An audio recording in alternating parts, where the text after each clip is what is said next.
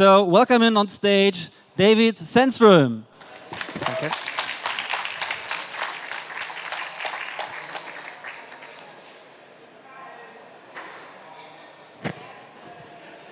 Hi everyone. I am going to talk to you a bit about piercing jellies and sliding fish and things like that. But foremost, I would like to talk to you about branding and marketing and payments, and if payments really need branding at all, or if payments should just be payments. My name is David Sandström. I have a background from the advertising industry, as you're going to notice today. I used to run the biggest advertising agency in the Nordics and one of the most renowned agencies in Europe. I worked with clients such as Volkswagen, McDonald's, Samsung in order to grow and build their brands. And at the moment, I'm at Klarna to do the same thing, but with a vantage point and a starting point that is quite different, because as you all know, payments aren't the most exciting things in the world. But I've taken on that quest. And for me, what we're trying to do at Klarna as a whole is create a world-class portfolio of products that make buying and selling as smooth as humanly possible. And in many ways, our products are there, but the branding around it isn't really there. The experience around Klarna, the experience about online, the experience about payments isn't really up to speed with our products. So in short, my assignment at Klarna is to make the brand and the customer experience as good as the products themselves. So what I'm going to do today, in about 30 minutes, is to try to convince you guys that brands really do matter. And brands don't only matter to big companies like McDonald's or Samsung or the ones who can afford to advertise it, but brands really do matter overall. And the reason for that, and again, bear in mind, I'm the marketing guy saying this, but the reason for brands mattering is, in my world, there's an equivalent to every product out there that is equally good. So even if you're a big Apple fan, the actual hardware is the same in a Samsung. Even if you're a big Audi fan, it's built on the exact same product as a Volkswagen or as a Skoda, for that sense. You get the drift. For every Red Bull out there, there's a Monster. For every British Airways out there, there's a Lufthansa, right? At the end of the day, especially in mature markets, the products are all the same in my world. And looking at our industry, there are so many different brands that actually believe that they're unique. They believe that they have something fantastic to tell. They believe that their value proposition is fantastic and that the customers will like them just because of that. But that's not the case. So what I'm going to argue today, again, is that brands really do matter. And I'm not the only guy who says that brands matter. Actually, there's a lot of research on this. The recent McKinsey report that came out last year stated that marketing and branding will be one of 3 main pillars when it comes to building successful companies, regardless of size. And the reason for that being is that data is becoming universally available. That is, if you have enough money or if you're keen enough, you can get all the data and all the customer insight in the world. 10 years ago, data was unique for different companies, but nowadays, everybody knows everything, which essentially means that everyone has the same strategy. The second part is, in all their measurements, it shows that the difference between the best product and the worst product in a category has never been lower. So again, 10, 20 years ago, the difference between a Skoda and a BMW was huge. Like on a product level, it was huge. The components in the BMW were all fantastic, and in the Skoda, they sucked. For every year that's going, the components of these things, regardless of it's in the automotive industry, in the payments business, with an e-com, the gap between the best and the worst product in a category is smaller than ever. And finally, the time to copy a product has never been as small as today. Like the time to actually copy something that you like, if a Chinese company sees what you're doing, their time to copy you is in general about 3 weeks. So again, there's nothing actually unique about products out there, but the brand has become increasingly important. And they've also measured since way, way back what brands actually succeed. And I don't want you to look at this model because the model actually sucks. You only need to see that they've talked to extremely many respondents in 150 plus industries in 48 countries, and they've done this for 20 years. They have all the research in the world when it comes to seeing what brands do succeed and what brands don't succeed. And their single biggest finding when it comes to what brands actually do succeed, like which ones become the BMWs instead of the Skodas, despite the product being the same, is something they call the brand-person relationship. So they've measured this for over 20 years with almost every human being on the planet, getting all the data around what actually works when it comes to branding, and they come to this single conclusion, which means, is the brand something for me as a person? Does it understand me? Does it talk to me? Is it on the same level as I am? Looking at our industry, and the banking industry or the fintech industry as a whole, coming back to what you said in your intro around would Deutsche Bank do this? Well, maybe they should. Because if we look at the brand-person relationship in the industry where I'm working at the moment, it's absolutely zero. Every single bank out there is blue, it's male, it's boring, it has a lot of ties and suits, it has a lot of old, overweight men shaking hands in every single picture. That is the way that banks do it nowadays. So the brand-person relationship is actually zero in my industry. If I then broaden my scope a bit and look at what's happening within the e-commerce industry, not only the payments industry and the fintech industry, but actually look at what's happening in a broader sense, looking at e-com. So on the left-hand side here, you have the Sears catalog from 130 years ago, and on the right-hand side, you have their e-com shop from last year. You can see that there's not much going on, if you're honest. Like, we think that e-commerce is so advanced and so technological and so relevant and so personalized. But even in e-commerce, the brand-person relationship is actually kind of shitty. So my starting point when joining Klarna is this. Our industry really needs refreshing. We know that at the end of the day, all the products are basically the same. We know from all the research in the world that brand-person relationship matters, but when we look around us, there's nothing to be found out there. But then comes the big question, what does it actually take? Like, what does it take to create a brand that people like, that people listen to, that people trust? What can I as a company do here?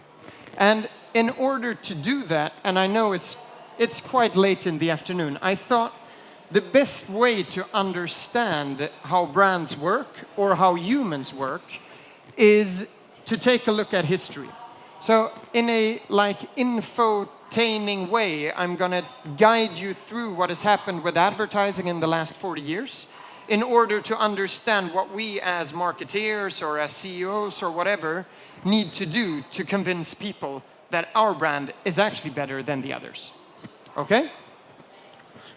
I also want to warn you that nothing of what I'm showing is scientific in any way. These are just my personal opinions on marketing and branding and everything around that.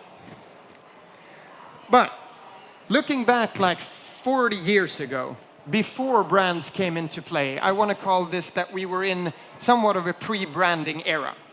Brands weren't really there. The brands that were there were really trusted. People around us trusted each other. They trusted media. They trusted the state, which is kind of exciting in days like these. And they also trusted brands. They trusted companies 40 years ago.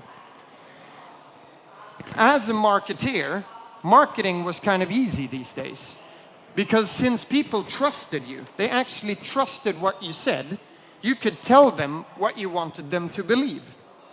So if I was to sell a Skoda, I would just tell people, Skoda is the best car in the world. And they would be like, wow, that sounds amazing. I want a car like that because I want the best car in the world. If I was a marketeer for Klarna 40 years ago, I would say, Klarna is the best payment provider in the world. And everyone would say, perfect, I'm going to trust that.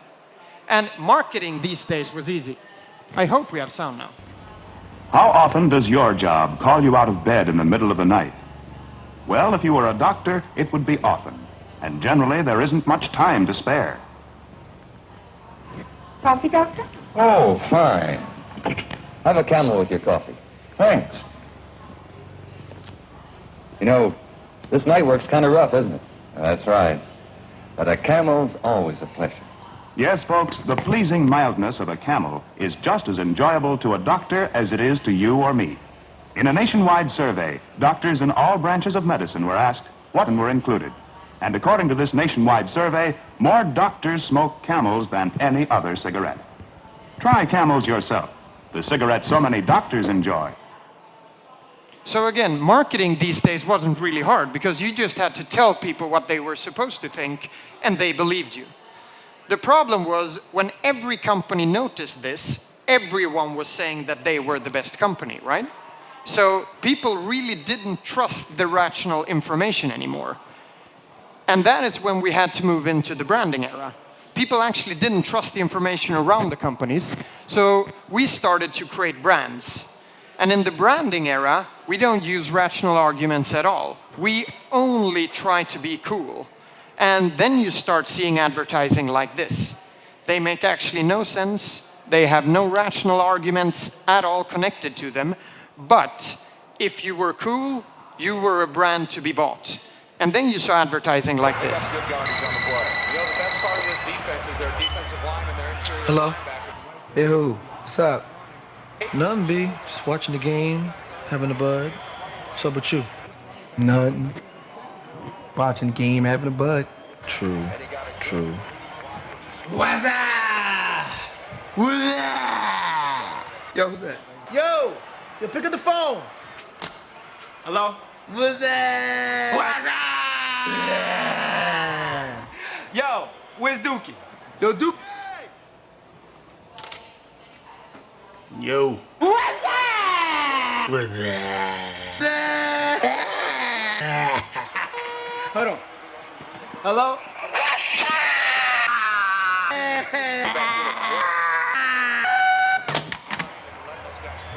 So what's up, B?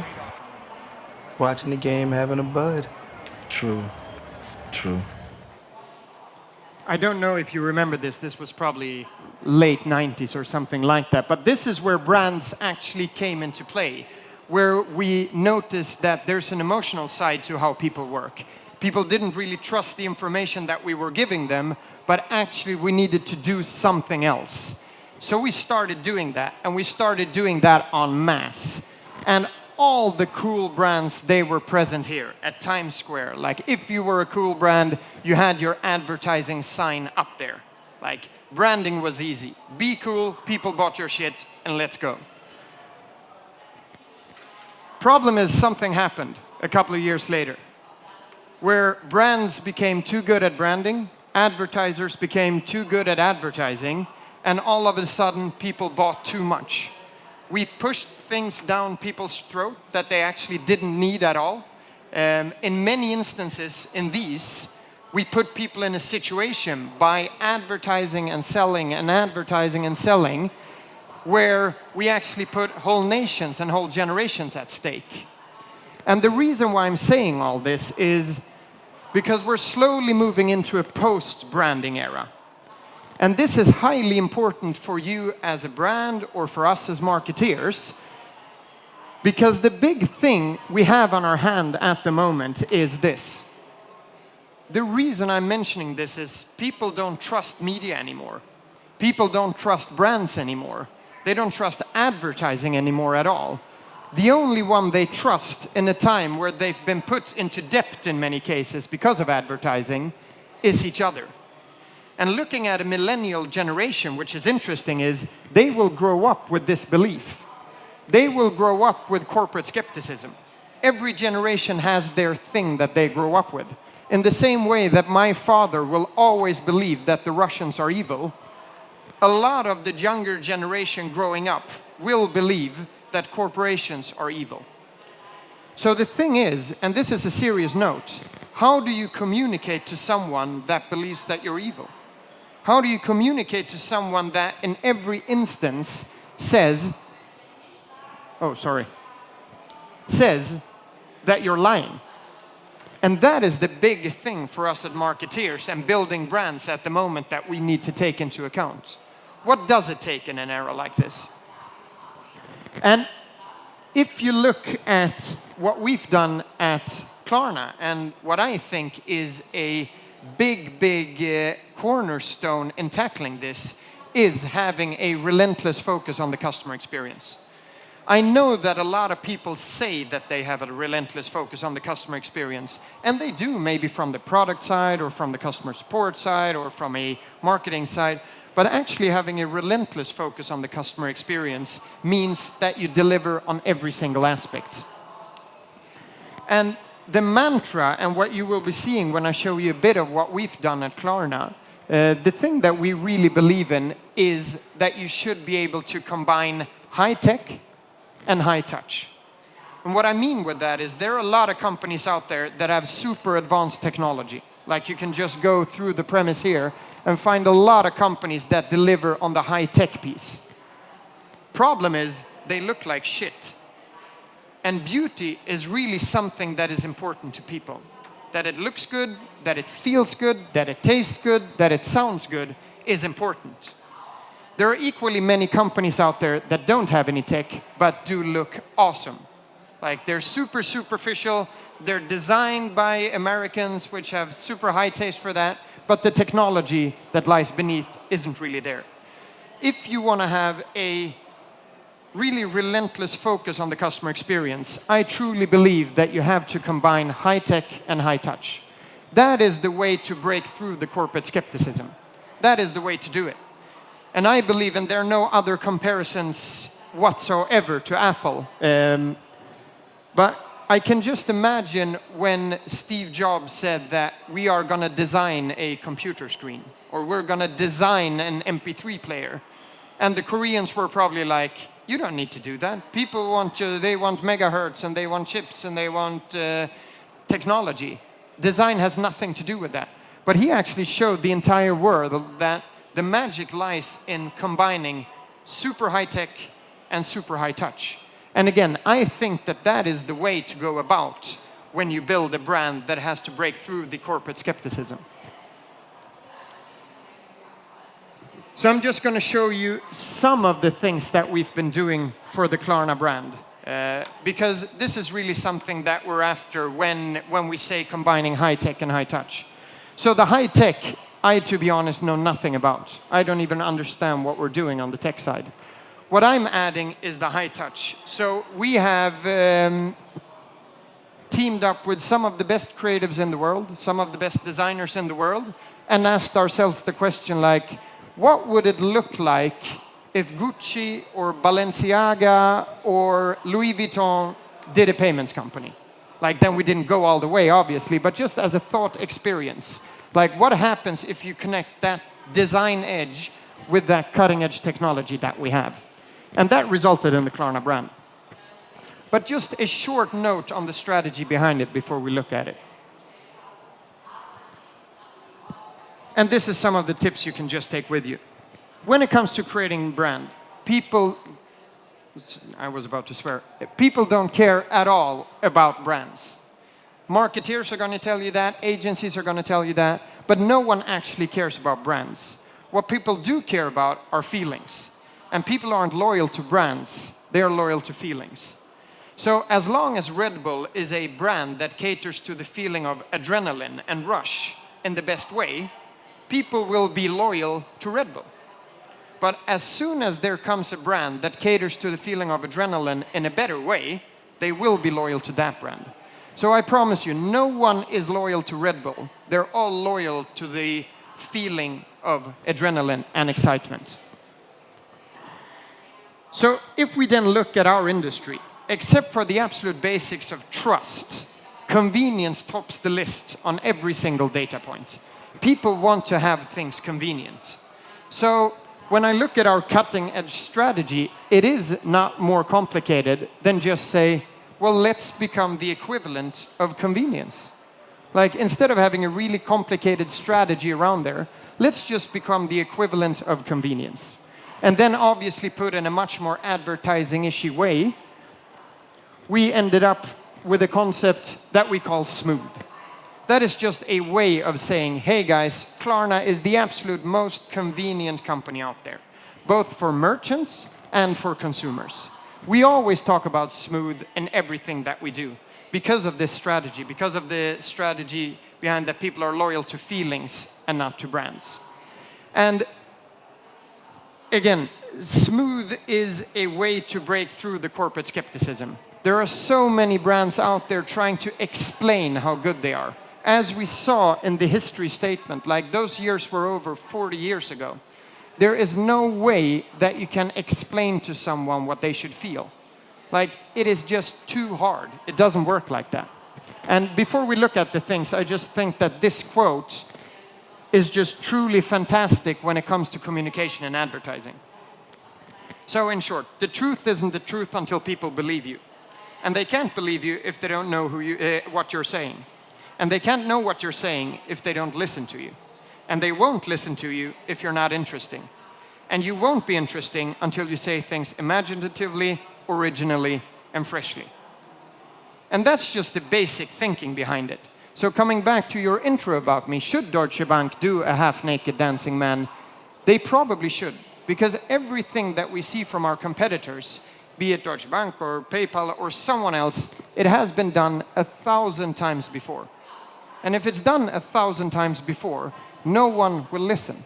That is the thing with human beings.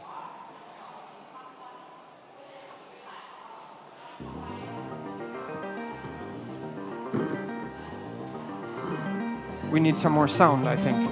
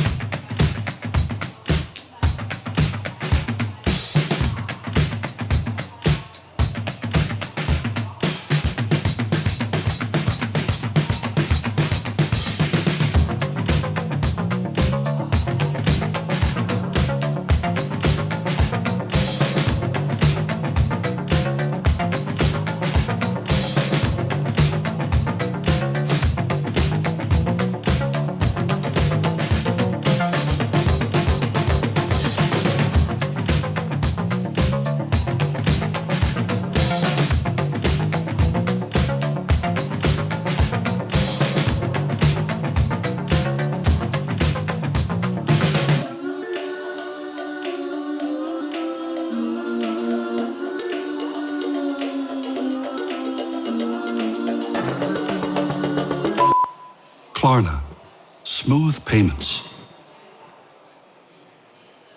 So a year ago, we redid everything. We tried to step away from being this blue, old, boring, male corporate bank and becoming something that actually delivered on the fact that we want this brand-person relationship. There was no bank out there actually taking a more female approach. There was no bank out there actually trying to dare to say how things really are. With this kind of color palette and everything that we do, even in our products, in our checkout, in the way we talk, look, feel, everything is updated in order to be much closer to our customers. So when we now, for example, relaunch our app, again, we team up with some of the best photographers in the world that actually can do something that moves people. This is not a stock photo image of a man sitting in a subway and enjoying his phone. This is actually something that people want to see. When we talk to people in a different way. We try to be much funnier, much quirkier, something that you actually want to engage with. It's not a long legal text that is written by a lawyer, but actually something that could be written by your friend. It is nice in that way. And again, we do a lot of things. It's not only about the quirky stuff, but sometimes we also do like the super quirky things.